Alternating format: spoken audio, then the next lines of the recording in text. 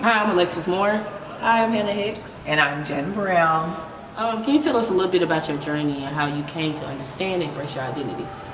I think my journey is kind of funny, I guess, to most people because I was born in the 1980s in Brooklyn, New York, right? So it's just a different time. Like back then, before all of the, the upgrades to the brownstones and coffee houses, we just lived in a different time. So my identity was essentially what I was told by my family, right? By my mom. And obviously you can imagine being a black girl, single mom, very religious mom. It just more so just don't embarrass your family, sort of thing, and be respectful to your elders. So for me, it was always something that I kind of like hid and was ashamed of growing up.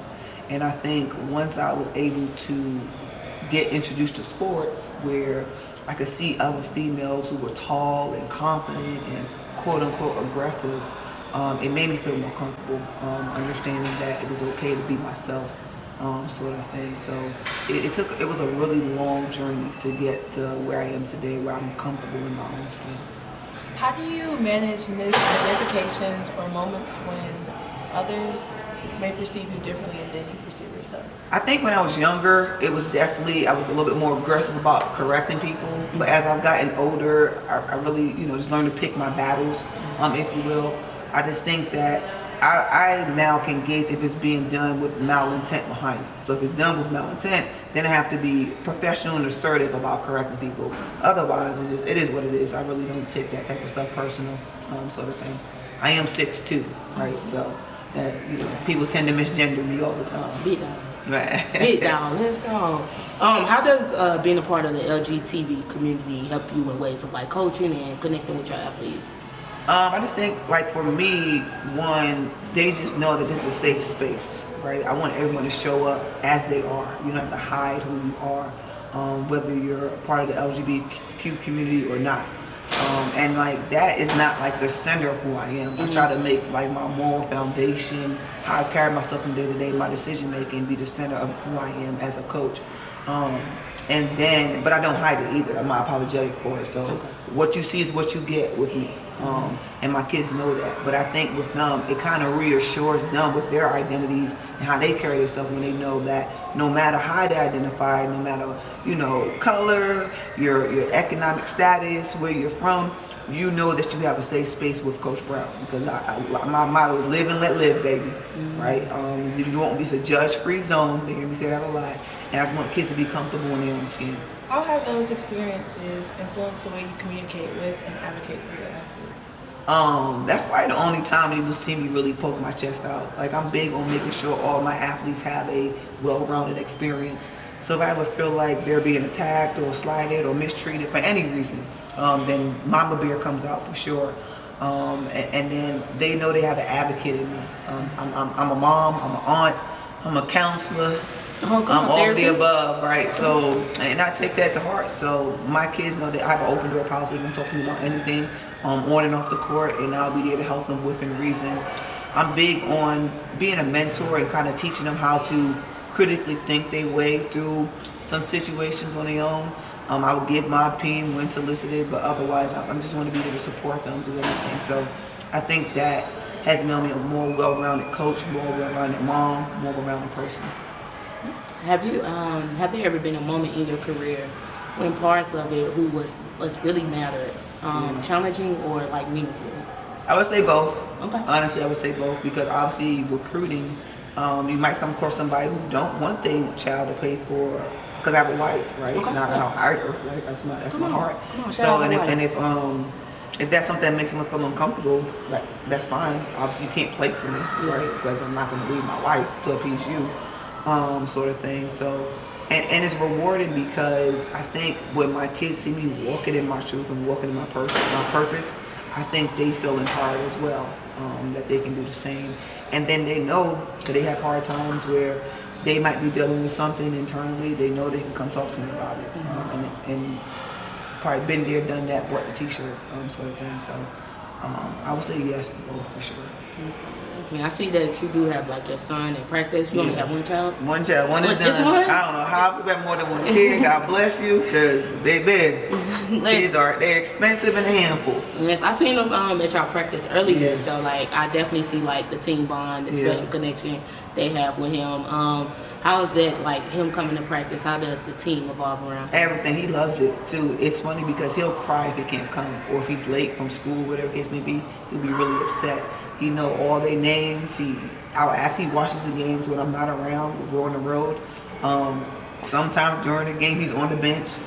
Sort of thing. He's very involved with them. He loves them to death. So I think it's cool because now he has 15 older sisters, sort of thing. Shoot, yesterday for the game, I didn't know where he was. I looked him all day, and I looked down. He's down there in warm-ups, rebounding the balls. I'm like, all right, okay, he's good. He's with the team, sort of thing. So that, like, to me, that's special, right? I can entrust that my child is going to be safe, and they're going to look out for him even when I'm not around, sort of thing. And that means the world to me. Definitely. So he pretty much like a mini coach in a way. Oh yeah, Coach J said he's gonna tell you some things now. Okay, now he telling y'all his suicide. He ain't got no filter. Okay. Ooh, I like him already for sure.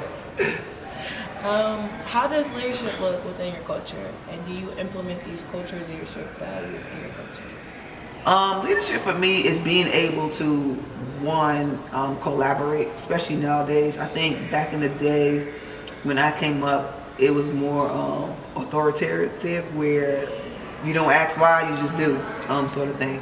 I think nowadays with you kids, for sure, it's a lot of like they gotta know why, right? They gotta feel good at times to be able to do something well. So just being able to relate and make sure kids are feeling like emotionally satisfied and that their mental is good first is probably the first step to getting to being able to lead people in this day and age. And then again, like I said, I'm a mentor, right? So I enjoy involving the kids in my decision-making process. I actually make them make decisions sometimes. Okay. So that it takes something off my plate, and then they feel a little bit more invested in the program as well. So I'm a little bit more collaborative when it comes to leadership. Now, I make the final decision on everything. I get the almighty vote, if you will, but I still think it's important for them to know like the thought process. So now when they're in a leadership role, they kind of see things from every angle, and then be able to make a more sound decision. If you was talking to one of your younger athletes that's still fighting to come out, to figure out who they are and identify who they are, how would you handle that situation? I probably would tell them first, you do it when you're ready. Understand that everyone's timing, everyone's journey is different. And I think a lot of people are just so quick to try to label someone or label something. And young people especially, they tend to want to like live out someone else's perception of them, right? Or they want to like just assimilate to what society tells them to do or what Instagram tells us to do. And I want to say, baby, just embrace your journey, right? You belong, you are enough, it's okay. And when you're ready and you feel like you're in a mentally sound place to identify or live yourself as you want to, then you do that. But don't feel rushed or pressured by outside people. Nobody should do that to you. So have you ever had like an athlete? Have I? Oh, okay then. Thank you. Have you ever had an athlete that they haven't came out fully to their parent, but they come in comforting you? Are you the one to go tell a parent? Was they scared? How do you handle that situation? I think every situation is unique. Like first and foremost, like when I recruit a kid, I recruit their parents first. And I tell parents like, I'm not calling you to snitch on your kid. Right? Your kid is learning to be an adult, so they have to be able to problem solve and communicate with you as an adult. And due to some legal reasons, there's some things I just can't tell because of FERPA, right? I can't disclose some things because of their educational privacy. I have to maintain a certain line. But what I do with parents, I feel like at times I coach parents as well, because I have to tell them like, hey, your baby needs you. Okay, she might need you to be there for her from a mental standpoint. And I'm telling you right now, the most important thing is your child's well-being, and most parents, the good ones anyway, they understand that, and then they listen to let their child tell them what they need to tell them. So I feel like I'm more of like a mediator, if you will, in some cases, but I would never like out anybody. I don't think that's my job or my place, but I do think to bring people to a table at some common ground where both parties feel safe and both parties feel heard. I've done that on probably too many, more than I can count, for sure. How do you help athletes understand and respect cultural differences within a team environment? I think my athletes, they don't have a choice, first of all. Everyone's going to be respectful, and I think part of that starts in the recruitment process. I have 2 golden rules in my program, and rule number 1 is be a good human being, and rule number 2 is work harder.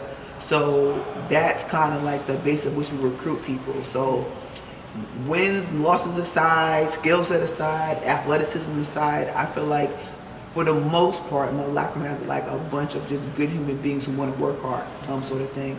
And I enjoy my locker room reflecting what the world looks like. So I'm not going to recruit the same kid from the same place with the same background. I love the fact that I got 3 or 4 internationals on my team. I got the fact that some kids from, inner city kids with, 2-parent households, inner city kids with single moms, with single dads. So I try to get the whole gamut so that we can all learn from each other, sort of thing. And then even as we're together, I'm big on doing like little random team bonding things that they don't even know that I'm doing at times where they're learning about each other's cultures from time to time. I had a young lady this year present on her homeland in her country, just so the girls can get a better idea of what it might be like to live in Israel. We do random games where I ask you, get in order by your age, or get in order by, how many siblings you have, and just something so you can learn something about each other, because I just feel like we all have so much to give to one another, and it's very important that we continue to do that. So what advice would you give yourself in year 5? And this self-reflecting, you've been in the game 15 years or 15 years plus? 15. This is a 15 plus. Don't get into numbers too much. Okay, not too much numbers. Okay, 15 years plus. Okay. Yes. What advice would you give yourself in year 5? Just because of the generation, you said it was 1980s, correct? 1980s, by the generation, it goes from here to there to there. What advice would you give yourself just by coming in the game? I think first it was a great question. For me, I started coaching, I graduated, started coaching right away. I was 22 years old. So there was people on the team that was older than me, players, than I was as an assistant coach. I think first thing first, I would tell myself, you belong. Yes. I know it's hard, but keep working hard, keep being a good human being, keep sticking to your moral fabric, because everything will work out in the end. I feel like especially for younger coaches or just younger people in general, because you're finding your identity, you're learning more about yourself, you're growing as an adult, and adulting is hard. When you get there, you tend to get imposter syndrome, where you feel like you're not good enough, right? And I would tell myself, boo, you are more than good enough, just keep working, and it will work out in the end. Well, I'm out, Coach Brown. Thank you for having me. I appreciate you, ladies, for sure. We have a living GOAT, a legend. We're trying to go for Queens 7. So make sure y'all come out and support women's basketball team.